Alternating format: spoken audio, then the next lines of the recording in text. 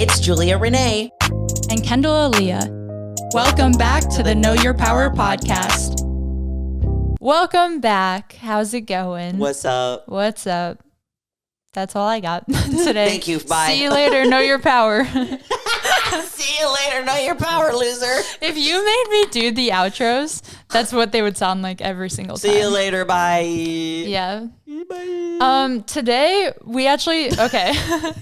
We're talking about building muscle gains, bulking in your winter arc, aura, vibes, being aesthetic. We're talking about, we don't have a title, which is why we're struggling right now. Cause usually we're like, today we're chatting about, and we say the title.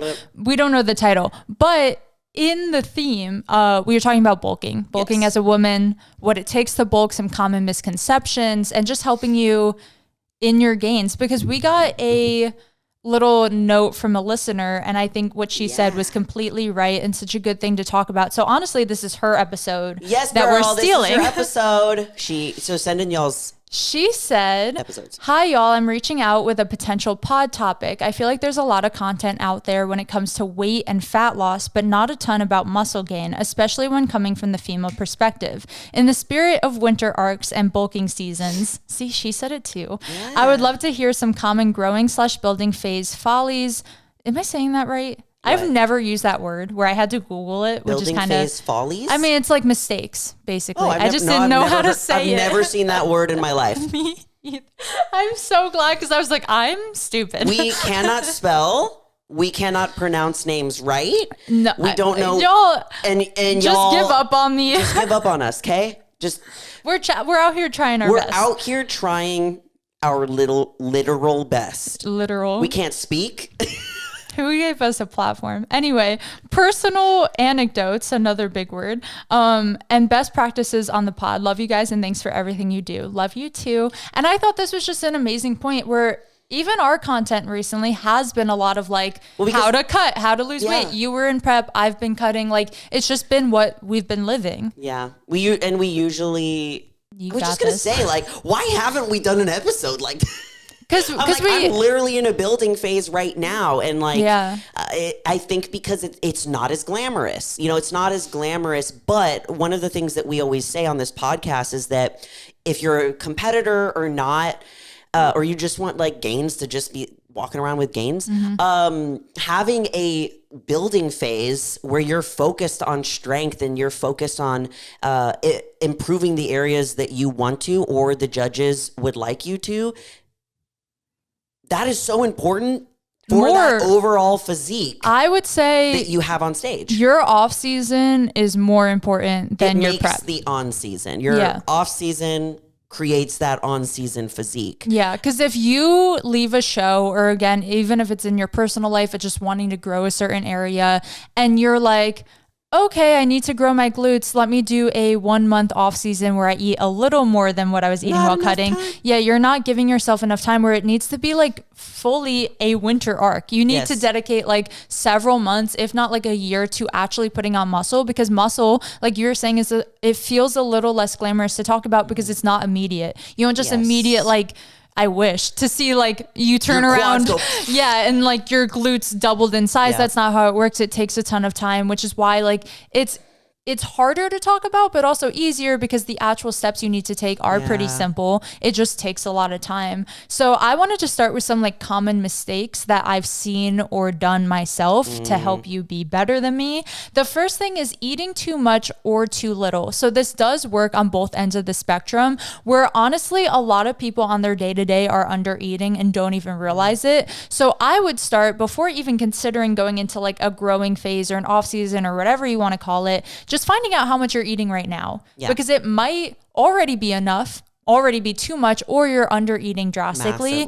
And you need to find what works for you. So being in the right caloric surplus is super important, because if you're under eating, like I said before, you're not fueling your body enough. You're not going to be able to literally put on muscle mass or body fat or anything. Or even just like perform the best that you can at the gym and hit those PRs and increase the intensity. You're going to feel super fatigued and wonder like, oh, why? Exactly. Why am I not putting on muscle mass? Oh, I'm insanely under eating. Yeah. And then on the flip side, if you're drastically over your maintenance or in too much of a surplus, you're going to gain, yes, but you might also gain quote unquote too much body fat with that, where you're setting up your future for a harder cut. Yes. So if you already know, okay, I'm going into this building phase, knowing I'm going to cut at the end of this building phase, no matter how long it is, you want to set up your future self for success too, where if you keep like a pretty healthy baseline where you're not gaining too much body fat, it's going to be a lot easier to cut down once you're done. 100%. We've both done that where we're like, oh, we're about to do a 30-week prep because we just have a little more body fat to lose, and that's how you lose it healthily. Yep. I know that this next season that I have is going to be so much easier because I had a goal weight that I wanted to stay around year round, which was between 140 and 145 pounds, which I have successfully done because I know... Nice. I'll pass. Oh, thanks. Because I know based off of years of cutting and building and cutting and building what I look like at this specific weight and how my energy level feels. I know that, okay, I am not shredded to the bone, but I'm also don't have too much body fat to where it's going to be really challenging for me to cut it off. Yeah. And I am... Cut it off sounded really aggressive. Slice that off. So, yeah. And it's going to make that next season so much better. So a tip we usually say is like you can gain muscle on maintenance calories if you do it properly, or just being very slightly above maintenance. I'm going to be so honest. The easiest way is just finding calculators out there and having them do the work for you. Go to ChatGPT, tell them your height, weight, age, gender, all the things. And he should be able to give you a baseline. Is it going to be 100% accurate? No, because honestly, no sort of calculation can be. We're all a little different, but at least it'll give you a caloric intake or macros to shoot for. And then like, you can just compare it to what you're doing now. Yeah. So then you can see what your potential is for your maintenance level calories, which is what you need to eat just not doing anything, just to exist, remaining the same weight that you are right now. And then you can compare, oh, this is what I've been eating on the day-to-day basis. This is what I need to eat to maintain this physique I currently have. Oh crap, I'm actually kind of massively under eating. Yeah. This is my potential. And again, you don't need to jump right up to that maintenance if it is going to be a huge shift for you, but slowly, like every 2 weeks or so, or even every week, if your body is responding well, just upping it a little bit to inch closer and closer to that maintenance. And then once you're there, stay there for a little bit. See how you feel. See if you're making results. And if you are, you could just stay there for a little bit. If you stop, then you can increase into a surplus slightly. Yeah. I am going to give the math equation for those of you who want to do it at home. I'm going to confuse myself. So I'm literally just going to read it. We can put it on the screen or whatever. On the stories too. Perfect. So you need to find your BMR, your basal metabolic rate, which is 10 times your weight in... You just deleted it. I did. I deleted it right like, when she was talking about it. I was highlighting it to make sure that we posted it on the stories. Okay. 10 times your weight in kilograms plus 6.5 times your height in centimeters minus 5 times your age minus 161. So that'll give you your BMR. Then from there, to find what your maintenance calories are, you need to multiply it depending on your current activity level. So if you, and these are rounded because like the numbers were really long. So just trying to make your math simpler. If you're sedentary lifestyle, multiply your BMR by 1.2. If you're lightly active, 1.4, moderately active, 1.5, very active, 1.7. That'll give you your calories to shoot for. Macros, it's its own other story. It's dependent on like your body type, your health history, all of the things. But I would say the only other macronutrient I would like really focus on, everything's important, but protein's super important. Yes. And I think I wrote this later, but I might as well share it now. I shoot for 0.7 to 1 gram of protein per pound of body weight. Yeah, did I do that right? Or per kilogram of body weight? It is per kilogram of body weight, but for me, especially with the clients that I work with, like this is usually, and I was just teaching this on a coaching call, that I usually go for about 0.7 to 1 gram per pound of body weight. So like if we're doing this, for example, say that you're 120 pounds and you want to do a little bit more of the quote unquote higher end of protein, you want to have at least 120 grams of protein per day. You can go even higher than that, but that's people, like the average. I feel like it's unnecessary. Yeah, you don't need to be eating 200 grams a day if you don't need to. Yeah, you ain't gonna be pooping. No, I'm just kidding. But I have seen there are a lot of one thing that I notice about myself when I'm prepping for a show is that, especially like in a weight loss period, is that since my macronutrient carbs and fats are typically what's pulled from first when we're cutting calories, that the protein can go up and increase so that we can try to maintain as much muscle mass as possible. And I could be satiated for a little bit longer, keeps you full. So it does help. But I usually about the 1 gram of protein per pound of body weight is usually what I do. But if you're someone that's not used to eating a lot of protein and you're like, okay, maybe if I start eating 120 grams of protein, I'm eating barely like 70 right now. Yeah. It might be a lot. So just work your way up. Maybe start at the 0.7 mark Exactly. And that too, like utilize those types of macro calculators or AI or whatever you want to use, where if you plug in, okay, you found manually your maintenance calories and now you need help breaking down what those macros should be, like just do your research and find what works for you and your body. Like I know we've talked about this. I work well on higher fats, moderate carbs. I think you said you work better on like higher carb, moderate fat, right? So just find what works for you, how your body responds. And if you want someone to do it all for you, I got you. Hire Julia as your coach. Go to the Know Your Power program where you don't have to do any of this. Yeah, exactly. And we will do it all for you. The second mistake I commonly see is people not progressively overloading. Yeah. Progressive overloading. Don't progressive overloading ding. I really confused myself. Stop baby weights.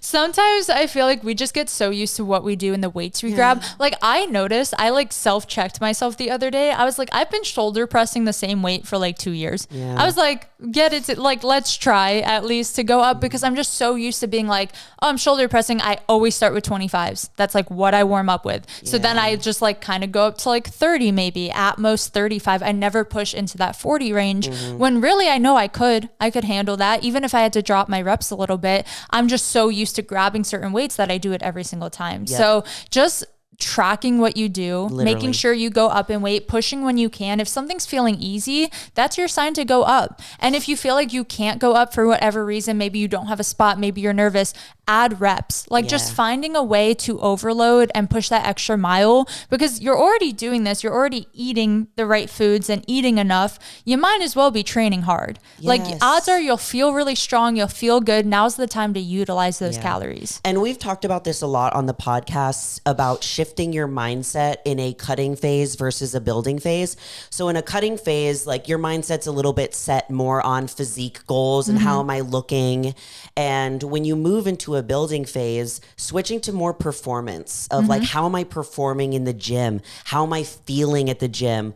And there's multiple ways that you can progressive overload. It doesn't always have to be loading on 45-pound plates. You can progressive overload by increasing the reps, increasing the weight, or increasing the intensity. Or that's three different like ways. Even how often you train a certain muscle. If your glutes are your weak point, like adding in a second glute day, like 100%. That already is going to bring you to that next level. So yes. Another thing with that, it's kind of on the flip side, is like, don't ego lift. Your form matters so much. Feeling what you're doing matter. Are you disappointed in this one? I did that a lot. I did. How you're feeling things does matter. We're like, I understand it looks so cool if you're able to hip thrust like 5 plates each side. But if you don't feel it there and your glutes, what's the point? Exactly. And so it is a happy medium where you don't want to go so light where you're just kind of like very easily moving the weight and like, you kind of feel it towards rep like 15 to 20. On the flip side, you don't want to be like maxing out every single workout, doing like 1 to 2 reps as heavy as possible, because both of those aren't great for long-term effects. not doing enough isn't going to build you the muscle you want, and doing too much is going to potentially hurt you. So you literally can't train. Yeah. So find a medium where you're pushing yourself, but not ego lifting. When I like first started training, like I would just get so excited with lifting heavier and all of that stuff. And there was like a time and place with it where when I grew my quads the most, I was actually working with the new fit machine, but he was also a powerlifting coach. So we would start our workouts with maxing out as much as we could on squats. But the only time that I did that was with him, where he was coaching me for those squats like a power lifter. Yeah. And that's like the biggest time. And I didn't do it other than that time when I was with him, because it was a lot of weight. And I knew that I was like, I need a spot. But in these 2 years that I took off before my competition season this season, I took 2 years off to just like focus on growing my glutes and hamstrings. And one of the biggest things was dropping the ego and starting kind of from scratch where, okay, maybe I can do 10 plates for a hip thrust, but should I is the question, especially if you are a bodybuilder and even if you're not a bodybuilder and your goal is more like aesthetics and looks, then focusing on making sure that you're feeling it is super important. And it's a balance of like both. Time under tension for anything is going to be harder than the heavier weight anyway. So if you just reduce your weight a little from that ego lifting and really squeeze at the top of a hip thrust, let's say, you're going to feel it a million times more than if you're just like using your back and your quads and your feet and like everything in the world to get that weight up. Yeah. And what I've always found is anytime that I do that and go way too heavy and it's kind of unnecessary and I'm missing the point of the muscle I'm supposed to be working, I am sore the next day, but I'm sore in areas that I wasn't supposed to be working. Exactly. And I'm like, oh, okay. So that's something that it's kind of like a hard pill to swallow, because you start feeling, you might be like, oh my God, I'm weak, like all of that. And I totally get that, but drop your ego, drop the weight a little bit. And then, okay, I'm actually feeling it in my glutes when I'm doing these hip thrusts, not my quads and hamstrings. That's not the point. I was going to say something. What was it? Hold on. Ego lifting, glutes. Yeah, it was kind of. Time under tension. Oh, I was going to say, like, odds are if you're going into a building phase anyway, you're working on your weak points. So you got to embrace just feeling weak. Like when I train triceps. When I train calves. Calves too. Those two, I hate that. I feel like triceps are like the calf of the upper body. Kind of, I hate both of them so much. Yeah. They're great for the physique and they add a lot to your shape, but I hate them. I think rear delts are maybe only in the sense of most people have weak calves or rear delts, because they're both on the back end and people are like, just forgotten look at me from the front. Don't look from the back. When I train triceps, which is rare because I hate it so much.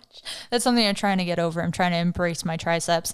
I fatigue so fast, dude. Like I'll do 2 sets and I'm done. Yeah. And that's not me giving up. That's like literally I cannot push. It's on the lightest weight possible. Yep. So just embracing the fact that you might feel weak in the beginning of this building phase. But the point is you get stronger. The point is that every week, every month that you do this and that you're fueling your body enough to do this, you'll make improvements. So it's not going to last forever.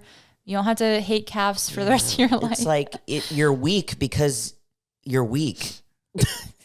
Period. Your weak points are your weak points because they're weak. Yeah. You know? And usually there are most neglected points where like, I thought I liked training legs, but really I liked training hamstring and glute. And it's because I'm not quad dominant. So I just tailored my workouts to my strong point. And then I was like, oh, I'm doing wellness. I really need to bring up my quads. And I realized like I had to embrace that hurt. Like oftentimes we neglect the things that are our weak points. Or that we don't feel strong in because it's not as fun. And you don't feel as confident. Like that was me with my glutes and hamstrings. Like I am so confident in my quad strength and how they look. I'm like, we're good here. I'm like, we good. And I would get so like frustrated and annoyed that I wouldn't try as hard on the back end because I was already kind of annoyed with it. And I was like, well, this is a part of the problem. Yeah, exactly. Yeah. The last thing of like a mistake I commonly see is not being mentally prepared.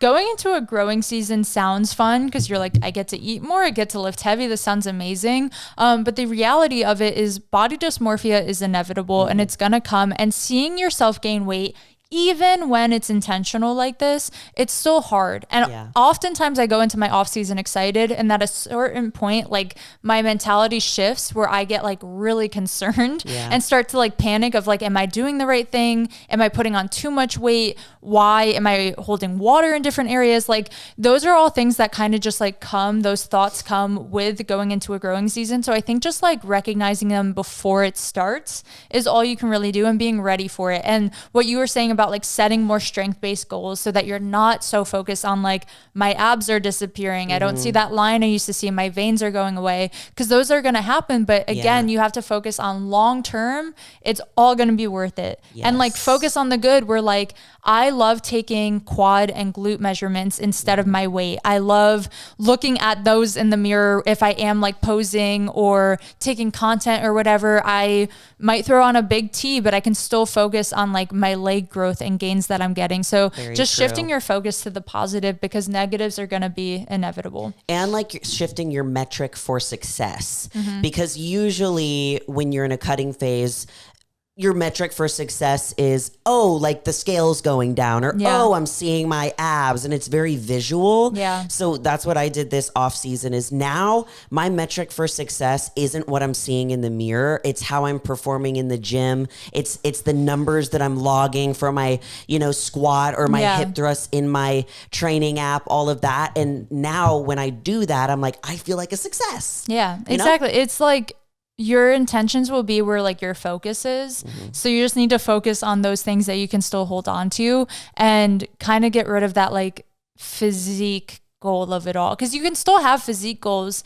I would just say in the beginning, as things really start to change, I would focus more on strength based or like like growth based, I guess. The second thing to go over is some good practices for success in your growing season. So the first thing is kind of going over the same things. Like we learned the mistakes, and now it's like, here's some tips on how to be better at all of this. How do we not do that? Nutrition, I would recommend focusing on whole food sources. I used to eat so many protein chips, protein bars, like all of these processed snacks where I was like, what do you mean I'm getting my protein in? But in reality, you're like, what do you mean? Why am I bloated? Yeah, like the bloat. And now it's been years since I've had like a protein bar, I think. If I'm wrong, I'm sorry. But I'm pretty sure it's been, at least from consistently eating them. They used to be like an everyday staple. My gut health is still healing. Like that stuff wrecked me, because it really is like equivalent. It's like a glorified healthy version of junk food, where it's still like a manufactured processed good. And some of them taste great, and they're good to like supplement once in a while. But when like that's your breakfast every day, I would recommend, if you have the time and means and ability to cook, like cooking or having whole natural foods anyway is always going to be the much more sustainable option for like your entire off season. I'm making a note because one of my friends, Kirsten Marks, who she lives in Canada. She's amazing and I love her. She actually made a post about something similar to this the other day. And I was like, this is good. And I saved it because I liked it. I'm going to share it with you guys. But it was basically a starting photo of her. And it was like wondering why she's bloated all the time. Yep. And then it was just like photos of like all of these like processed things that you're eating. And look, I am a fan of those things. Kendall and I are both a fan of those things. They taste good. There's a time and there's a place, but just taking kind of an audit of your nutrition and being like, how much of this is whole foods and how much of this is processed? Because if it is a lot of it being processed and you're like, why am I bloated all the time? Why do I have gut health issues? Yeah. Why do I not go to the bathroom very often? Like, it could be something to consider. I was talking with one of my clients recently because she found Quest chips and she was like, telling me all about Quest chips, I was like, trust me, I know. Me and Quest chips are like this. We go way back. Quest sent me a box once and it was a problem. Like I ate Quest chips for every meal. They sent me a box too, and I got to the point where I was like, I can't eat anymore. I can't do it anymore. I literally couldn't look at any Quest products for like several months after. Yeah, without being like... I overdid it. I was post-show too, so I was really living it up. But anyway, what I said to her is I told her that same thing where I was like, it's not great for your gut health. Yeah. Is it, if you're going to grab those or Doritos, obviously grab the Quest chip. Like, I'm proud of you for making those changes of like opting for the healthy snack, but still chicken would be better. Like even a protein shake would be better typically. Just trying to get things from more natural sources is always going to be better in the long run. So I know those things taste good, and still keeping and treating them like they're treats and not like a everyday breakfast. Yeah. I think is just the biggest change to make. The second thing with nutrition is tracking your macros. I feel like I've definitely made the mistake in my off season being like, I'm definitely eating, I just hit myself in the face. I'm definitely eating enough. So like, I don't need to know. I know I eat a lot of protein every day. I don't need to know the rest of my macros, but it's all so important. And odds are like you can easily slip up into overeating at a certain point in your off season or in a bulk. So just track it. Even if it's not every day, maybe like once a week or like once every other week, if you really hate tracking, just to get a baseline of like, okay, I'm still on track and I'm still eating enough, but not too much. Because if you don't track, then you don't know. You literally have no idea. Like the same thing goes like just how when you're cutting and you want to make sure that you're knowledgeable about what you're putting into your body, the amounts that you are, how many calories that you're ingesting, because you need to know if you're in a caloric deficit in order to lose that weight that you want to. Yeah. Now, I think the same sort of thing applies when you're in a building phase to make sure that you are eating enough, but you're also not eating too much too quickly so that you can minimize the amount of fat gain. Because when you are in a building phase, there's no guarantee that the weight that you gain is going to be muscle. Yeah. We hope, we can pray to the glute gods that it will be, but there's no guarantee. Yeah. And it might just be harder in the long run for you to get that body fat back off. Agreed. Another thing nutrition-wise that I just thought of, and now I forgot. Hold on. One thing that I remember that I just forgot of as it came out of my mouth. I'm pulling Julia's today. I feel like for real. We always do this at least once an episode. And then we'll just stare into the abyss. What was I about to say? Oh, meal timing. That's what I was going to say. Meal timing, utilize that to your benefit where like you're having higher carbs right now anyway. Try to sandwich it before and after your workout. That's what I always try to do. Like have a good fast digesting carb like pre-workout. Have it pretty high carb too. That way, like you have a lot of energy going into your workout. And then also having like a high-ish, maybe not as high as the before carb meal right after your workout too. I was literally teaching this to the girls in my shred yesterday. Yeah. About like nutrition timing and everything pre and post workout. And when I'm creating like my meal plan, I do it on Fridays.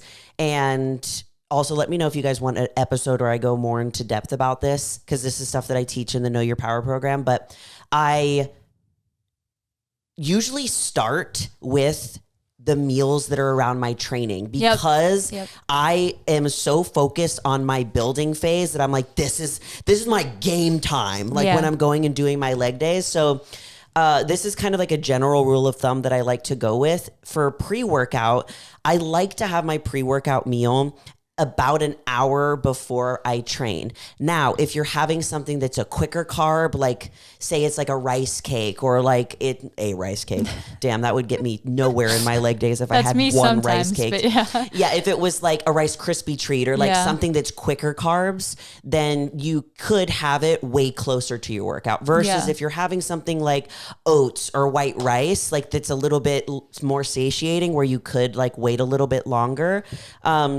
And my focus for that meal is number one, pre-workout is carbs. Yep. Then it's protein and then minimal fat so that we don't slow down digestion. I also try not even having too many veggies in that meal too, because like I'm just someone who gets really reactive and bloated anyway. Yeah. And I like feeling fully digested going into my workout. Gym pic. That too.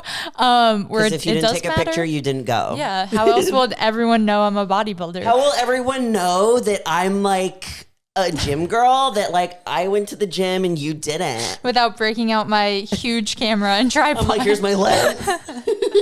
8 cameras on me. So that's like my pre-workout meal for the past like almost this entire off season has been oats. I have a scoop of protein powder, but I do it on the side because I love the flavor, and then a little bit of peanut butter. Yeah. That's just mine. I've been loving it. Now post-workout, and also if it's one of my intense leg days, I like to aim for anywhere between 40 and 60 grams of carbs. Yeah. If it's something that's more light, more so upper body, that's when I go for more of the range. I don't train upper body anymore, but when I did, like the 35 to like 45, I'm just like like I know sometimes people are like, dang, that's a lot, but for me, I'm like, I train like really hard and I really need that. And then we can also go into like carb supplements and intra workout, but that's a whole nother episode. Carb cycling is also a tool that you can use usually in preps or in a cutting phase, but still like I have seen people on their leg days just shoot for overall higher carbs too.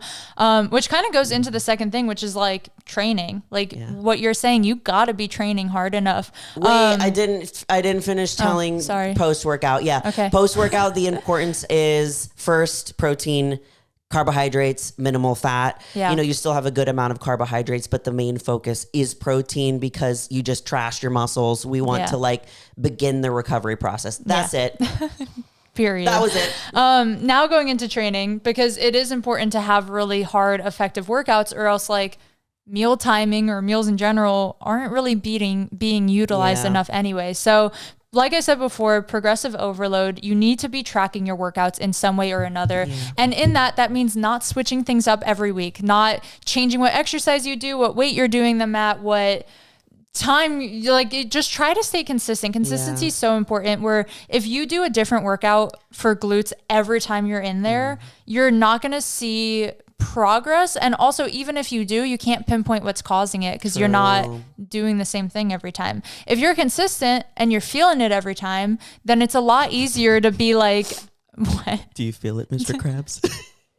I've been watching so much SpongeBob recently because I've been so stressed, and it is honestly underrated. I was like, I feel maybe properly rated, but like in my head, I was like, maybe we're overrating it. Maybe it's not as good as I remember. And I've been watching it. Are the best. So there's like compilations on YouTube. Crusty looking, like the image is crusty. They're so good. Some of the newer ones are interesting, but the classics are so good. Anyway, what was I even saying? Training effectively, basically. It's been a long week, you guys. I know, it has. It's been moving. We have one brain cell in this room between the two of us. We each provide like a half a brain cell.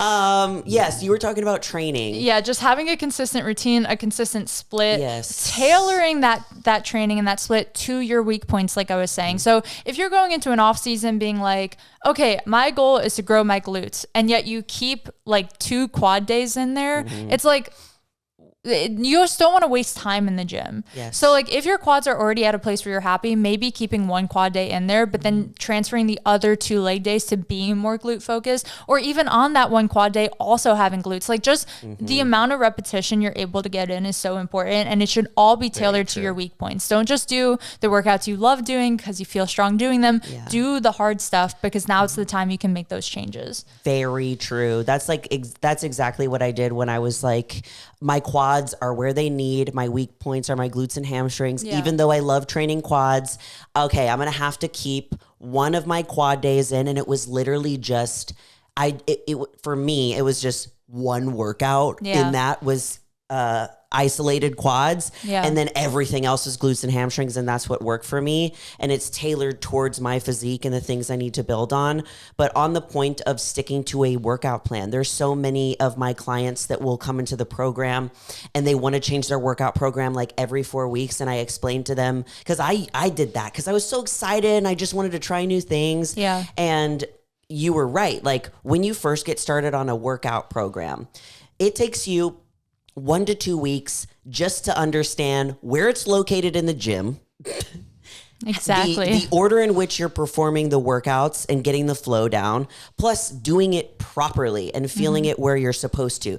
That could be up to 3 weeks for you to get that down. Yep. So now that means you have 1 week to start progressive overloading, and then you change it. Yeah. How are you going to have enough data to know what's working and what's not working and what you're building strength on? I've had it with clients too, where they're like, I understand the aspect of getting bored. Yeah. Oh, yeah. Where they're like, we're doing shoulder press again. And I'm like, yeah, because they're working. Thing, okay? And even when I do switch their programs up or my own program up, I'm still doing relatively the same movements, like maybe a little different, maybe an extra superset here and there. But like overall, that's what gets you results, is like finding the exercises that work for you and sticking to those. Yeah. I literally did this to my coach, my last check-in, because I have been on the same workout program and been progressing every single week since my last show. So let's say, what's September? October? I couldn't tell you. Since like I think the very beginning of October. So October, November, December. So I've been on it for 3.5 months or so, whatever. Yeah. Anyway, so I was that client and I was like, coach, I was like, can I get a new workout program? I'm getting bored. And he was like, he was like, well, is it because you're not feeling it in those areas anymore? Is it like, do you feel like they're not working and you're not progressing? I was like, no and no.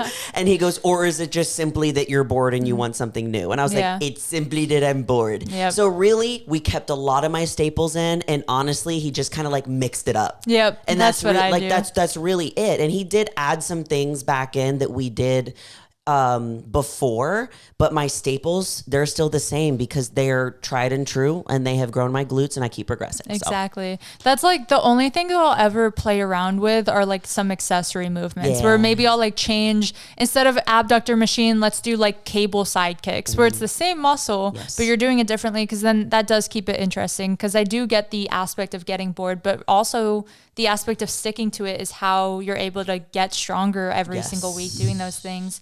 The other thing I have about training is utilizing rest and recovery. It's important all the time, but especially if you are eating like this and training like this and really progressing like this, you need to be taking your rest days, 1 to 2 rest days at least. If you're not taking a rest day, you're not ever going to be able to play catch up and actually put on the muscle that you keep training and tearing down. Your body needs time to heal. Like when we train muscles, we're essentially making like tiny little tears in our muscle fibers, and in order to bring those back together and form new muscle tissue, you need to rest and recover. So Seriously. Like foam roll, stretch, do yoga if you got to do yoga, get massages if you need one. Like I have one today. Being productive in that side is just as important as the training side. Seriously. Yeah. I think this was one of those things that I really struggled with. Same. And there was an off season that I had where I think Zach programmed me in a way where I had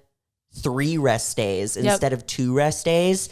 And I did not want to do it, but it really helped me because each leg day session was so taxing and hard.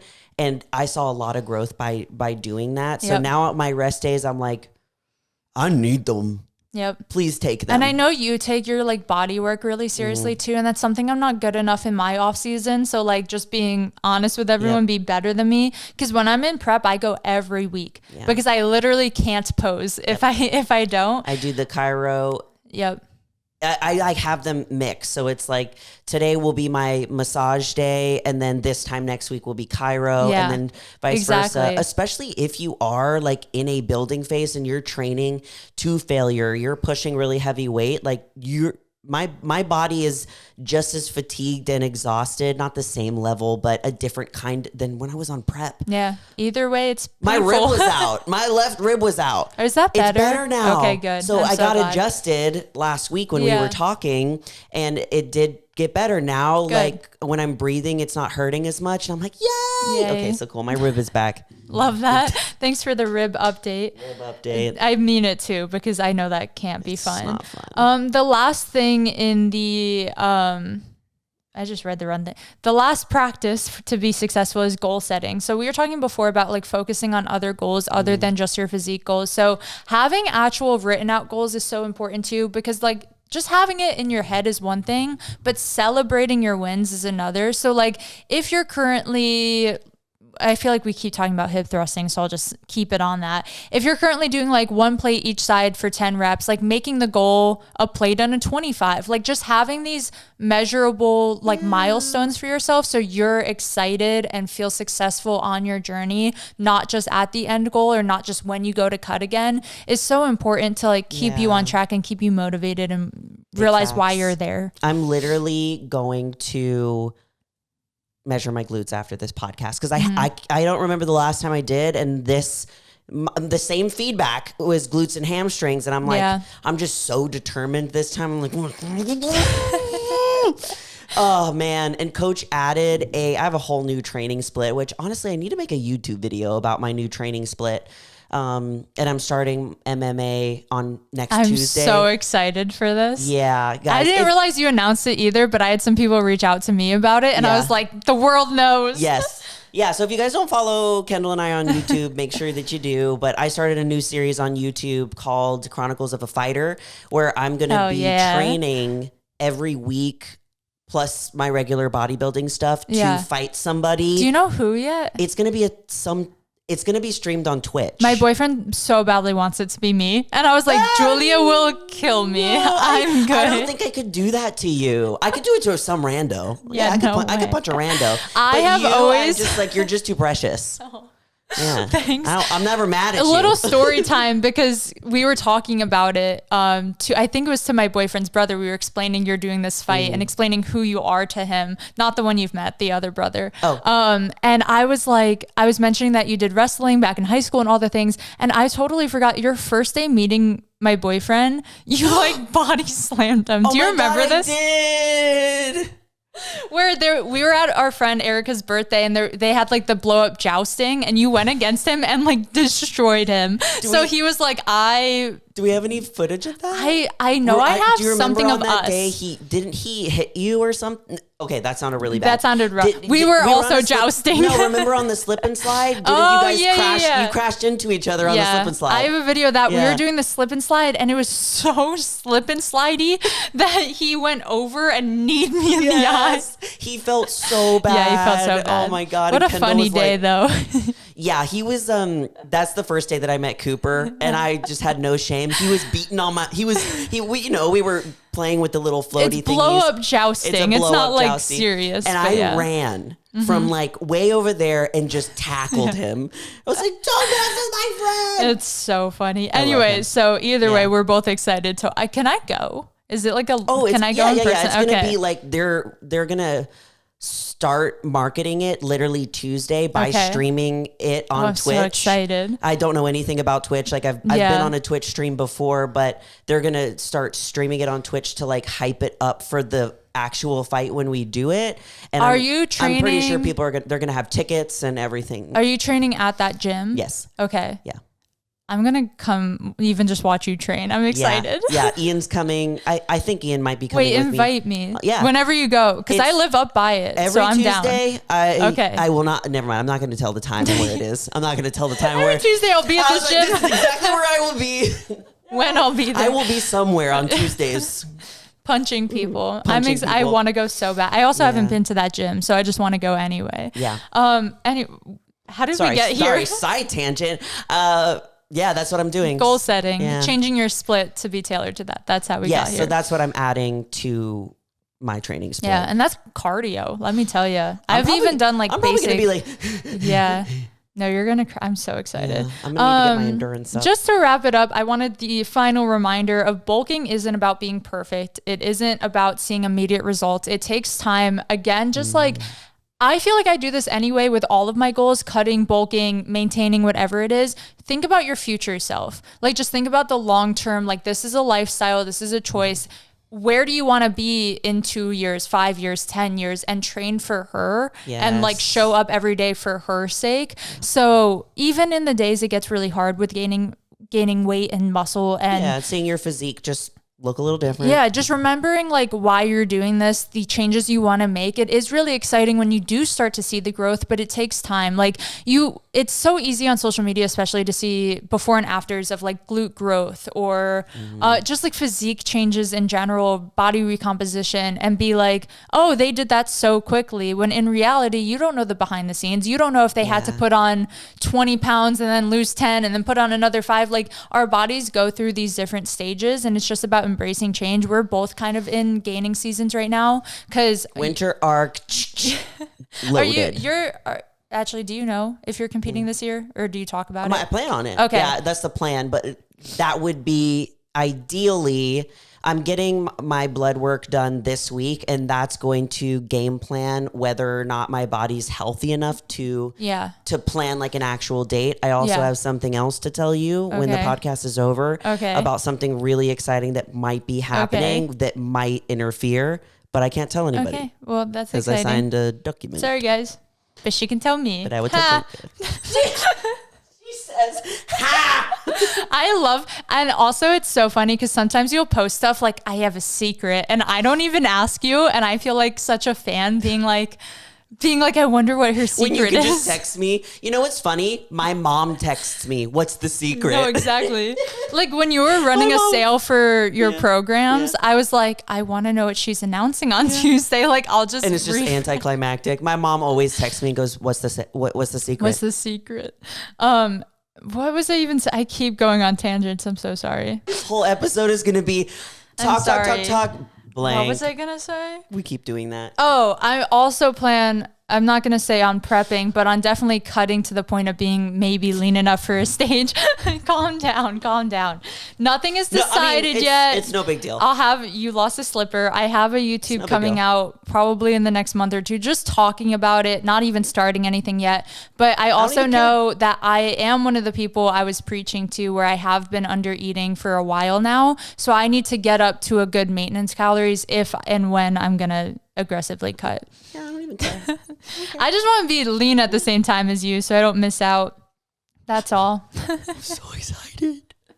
The one thing about Kendall is that I don't like to get too excited because I feel like I'll scare her back into not wanting to do it. I don't think so. I think I need like excitement and support, which is why I'm going to start talking about it soon, where I don't, and I've said this before, so it's nothing new, but I don't know if I'm stepping on stage yet, but I want to get to that level. But then I'm like, if I'm getting that lean anyway, I might as well step on stage. So that's the one thing I need to decide on is I just haven't done a prep in years and I want to prep. Am I prepping for a stage? I don't know yet. Am I just prepping to prep and experience it and do like photo shoots and stuff? I don't know yet. Because then another part of me who is the core bodybuilder is like, don't just be an influencer, like do the damn thing. So I am internally battling a little bit. But again, you think too much, way too much. Well, I have ideas of what I want to do for me. And then I don't want it to be swayed by external pressure of like, not you're fine, and not my family, they're fine. But I think once I start sharing a prep, like I do have a platform this time. I've never had a platform during a prep. It's different. Like once I start sharing it, you have this idea that I have to do it. I gotta do it. You know what I mean? Yeah, which is fine. I just want to be definitive in my own personal life before deciding if I'm actually going to do it. Because if I do it, obviously I'm going to want to document it. Like that's half of the journey is being able to share it and like inspire or motivate other people. But one of the things that like helped me this season was, of course, I was documenting my cut, but not telling anybody when I was competing. Exactly, yeah. Man, it helped me so much. Yeah. Like, it gave me so much peace. So maybe kind of just go about that. Like, I'm taking and then you can be like, all right, well, it looks like my physique's going to be ready for this show. Maybe I'll sign up, you know? Yeah, I don't think even committing to a show in my own brain, because then it isn't that pressure where really I am just cutting to cut. And if I want to step on a stage, I will. So we'll see how that goes.